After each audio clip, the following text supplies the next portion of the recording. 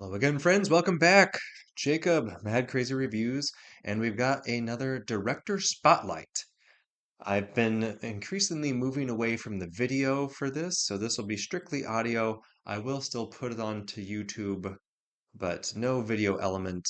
They just weren't gaining enough traction and couldn't justify the bandwidth.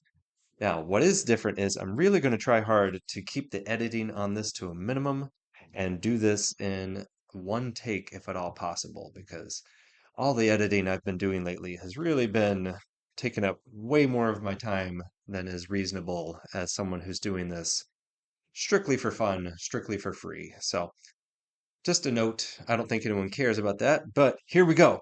Today, we are talking about Edgar Wright. That's right, the man who just released his one, two, three, four, five, six, seven, eight, ninth movie this past weekend. So I am recording this in the middle of November 2025, just after The Running Man came out, his adaptation, an improvement and a much closer following of the source material than the 1987 version with Arnold Schwarzenegger. So, Edgar Wright, everyone likes him, right? I mean, what's not to like about this guy? He had a great TV show, Spaced. It's awesome. If you haven't seen it, check it out. That's where he and Simon Pegg and Nick Frost, they seem to really hone their craft and their humor together. You can tell that this is the team behind Shaun of the Dead, Hot Fuzz, all of that Cornetto trilogy. You can see the seeds of it in that TV show. And it's just a really fun, entertaining show all its own, even if they hadn't gone on to work in film. I'm going to start with just the movies and also go through the titles because a couple of these I couldn't track down. So even though there are only nine on this list, I'm only actually going to talk briefly about seven of them. So not a great ratio for me, but here we go. First movie was apparently called A Fistful of Fingers, which is a fantastic title. That's from 1995. I was not able to find this anywhere. Couldn't find it streaming. I couldn't find a physical copy anywhere. I suppose I could have tried to scour eBay or some auction site, but my guess is I would have had to pay more than would have been reasonable. And who knows? It's a first movie. Maybe it's really good, maybe it's really bad. Hard to say. Next up, and the one that we probably all know him for, is Shaun of the Dead from 2004, then Hot Fuzz 2007, Scott Pilgrim vs. the World 2010, The World's End 2013, Baby Driver 2017, The Sparks Brothers 2021, Last Night in Soho also 2021, and now The Running Man 2025. So, do we notice a theme in these? The first one, like I said, I didn't get a chance to see. The one that everyone kind of associates with being his first film was the breakout success of Shaun of the Dead. And Shaun of the Dead is a wildly entertaining movie. It's really clever, really funny, really well done. In some ways, kind of a perfect script. I don't know if it's necessarily a perfect execution, but the way they move from joke to joke, but also move in these dramatic beats and the structure of that script is really, really tight. And I really love that movie. It's a great movie. I highly recommend it. If you like comedies, if you like horror movies, if you like horror comedies, it's one of the best ones out there. Up there with like Evil Dead 2, in my opinion. Hot Fuzz. This is kind of not quite a parody or spoof, but also not a parody or spoof of like Michael Bay, Tony Scott, big action epics. Uh, Also love this one. It's really well done. It's really entertaining. Watching it now, let's see, 18 years later, there's a little bit more problematic material than I think I realized at the time with it's almost a fetishistic obsession with guns and firearms and violence. And if you want to talk running themes, I guess that's one thing that comes up through almost all of these movies. But it's really on display there with all the guns, weapons, police riot gear, all that stuff. It's a little much in 2025 after, at least in the United States, dealing with systemic racism, police brutality, extrajudicial killings, all these things that are very disturbing and very real world and kind of sad and depressing.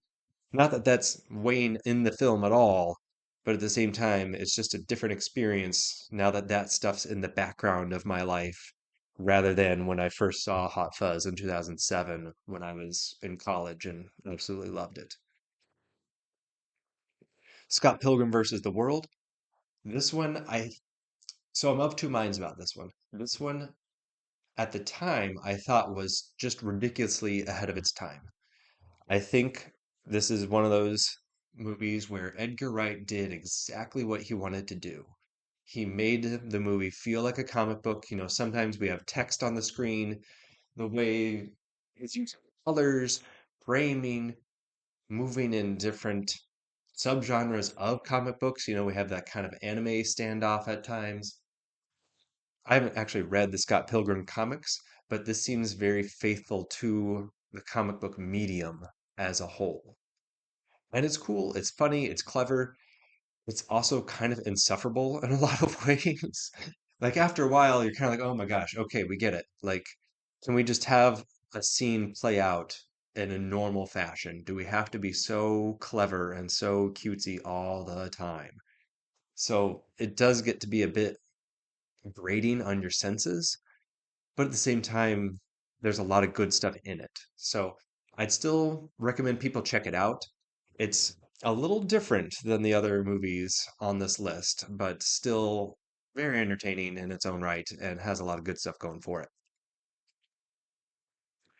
The World's End. Now, this seems to mark a shift in Edgar Wright's filmography. I realize it's got Simon Pegg and Nick Frost again, and it's the conclusion of the so-called Cornetto trilogy, but also it's shifting a little darker. It's getting a little bit more serious. Now, it's still ridiculous and over the top and another sort of genre homage, spoof, parody rolled into one.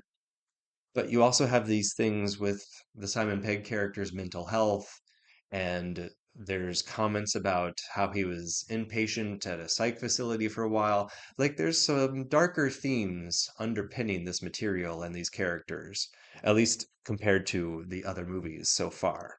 So, like I said, a bit of a turning point here.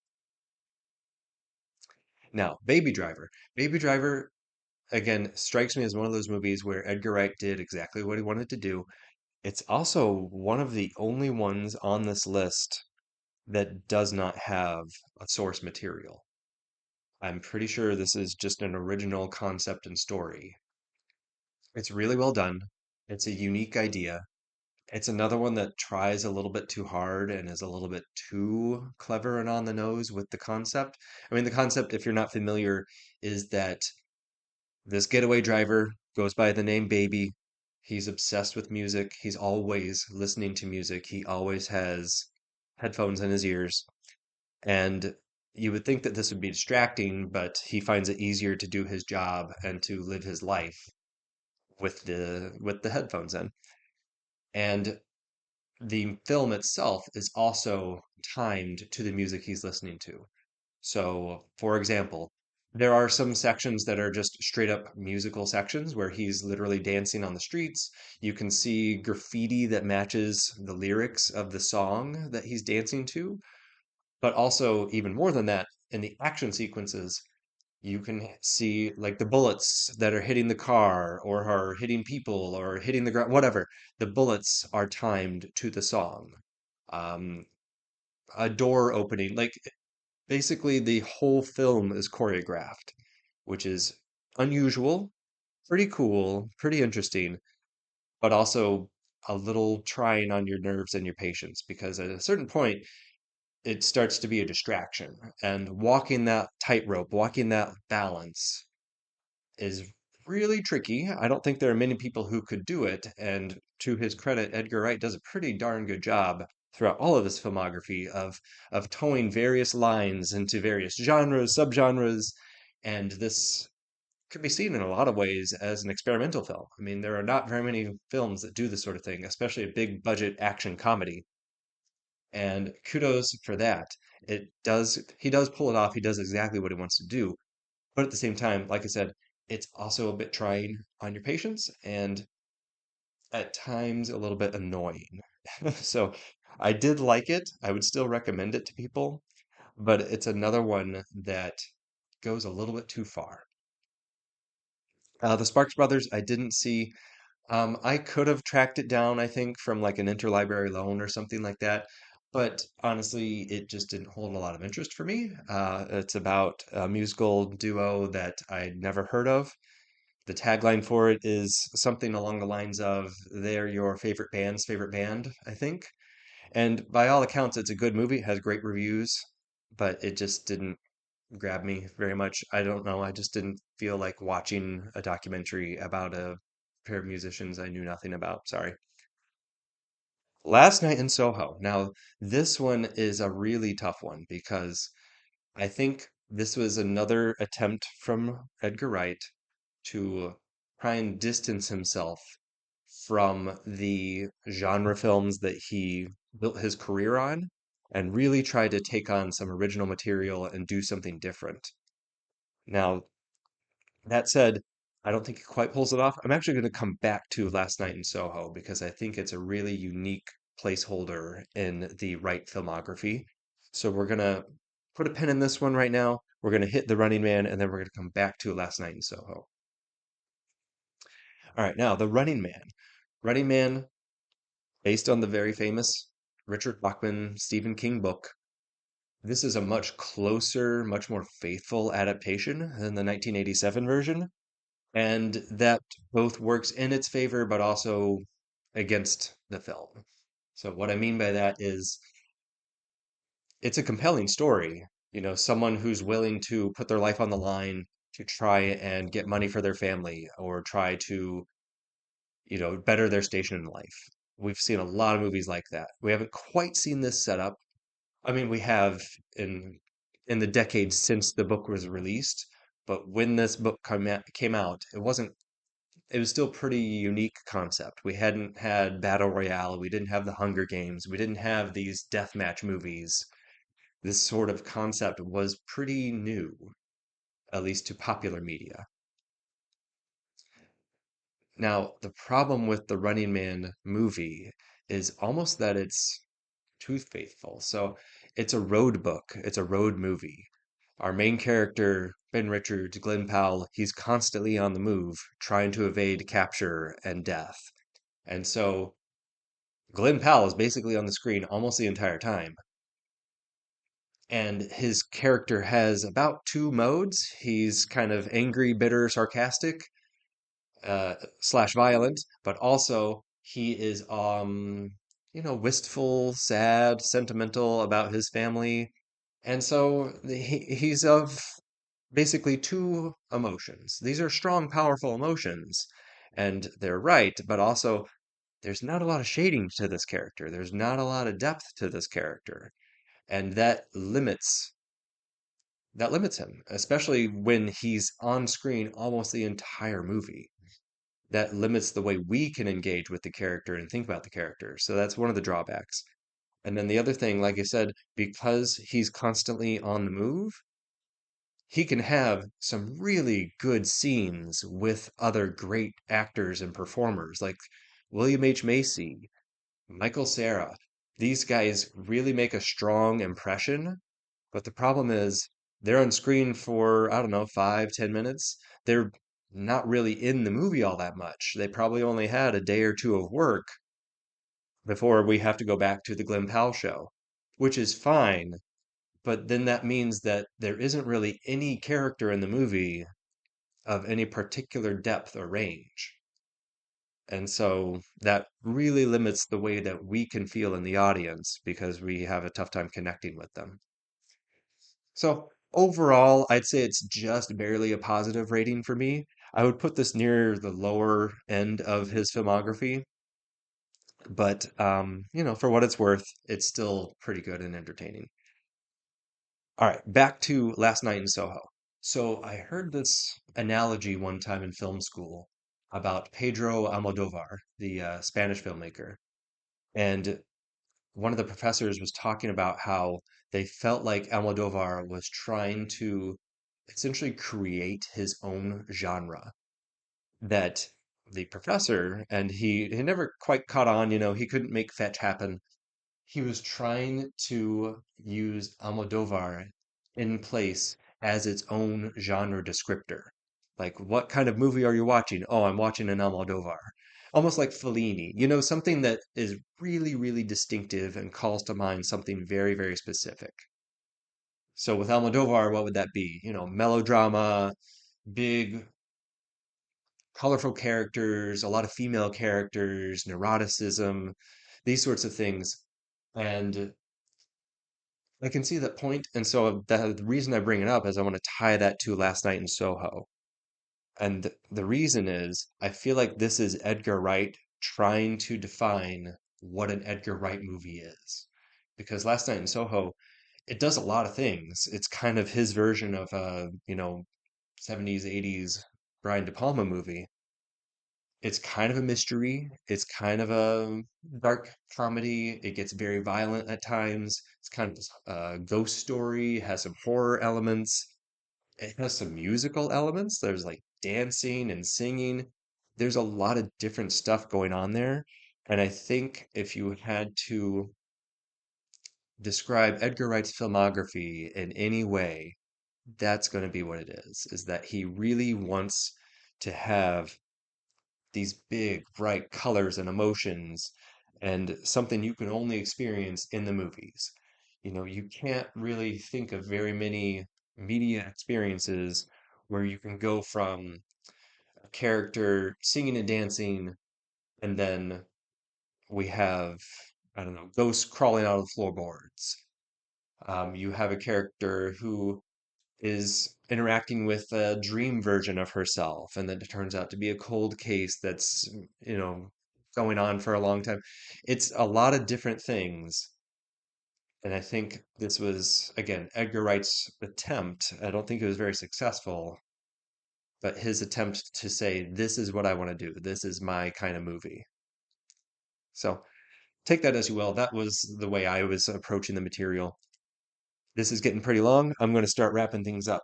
So just to hit the titles again, A Fistful of Fingers and The Sparks Brothers, I didn't watch, so we're going to start with these. Shaun of the Dead, Hot Fuzz, Scott Pilgrim versus the World, The World's End, Baby Driver, Last Night in Soho, and The Running Man. If I had to rank these, let's see, I would probably do Shaun of the Dead first, and then Hot Fuzz, and then